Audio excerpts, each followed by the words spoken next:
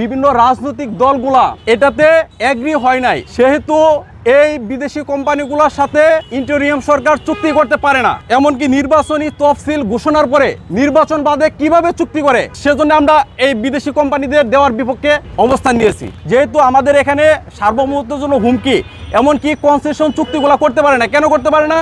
আপনার কনসেশন চুক্তিগুলো হবে আফ্রিকার সাথে, কারণ আফ্রিকার টাকা পয়সা নেই। আমাদের চট্টগ্রাম বন্দর একটি লাভজনক টার্মিনাল, আমাদের এই বন্দরগুলা আমাদের টার্মিনালের টাকা দিয়েই ওই বন্দরগুলা করা হবে। যেহেতু বিভিন্ন রাজনৈতিক দলগুলা এটাতে আপনার ডিনাই করছে এই চুক্তিগুলার পক্ষে, সেহেতু আমরাও সচেতন নাগরিক হিসাবে এই চুক্তিগুলোর বিরুদ্ধে অবস্থান নিয়েছি। আমরা সংবাদপত্র এবং টেলিভিশন এবং ইলেকট্রনিক্স মিডিয়াতে আমরা বিভিন্ন ধরনের দুর্নীতির অভিযোগ পাচ্ছি। তো এখানে যদি দুর্নীতির অভিযোগ থাকে, বিশাল অঙ্কের ঘুষ লেনদেন হয়েছে, সেটা দুদক কর্তৃপক্ষ এবং বর্তমান সরকারে যারা আছে তারা তদন্তমূলক ব্যবস্থা নেবে। যদি এখানে দুর্নীতির অভিযোগ থাকে, তাহলে এই চুক্তিটা অবশ্যই বাতিল করতে হবে।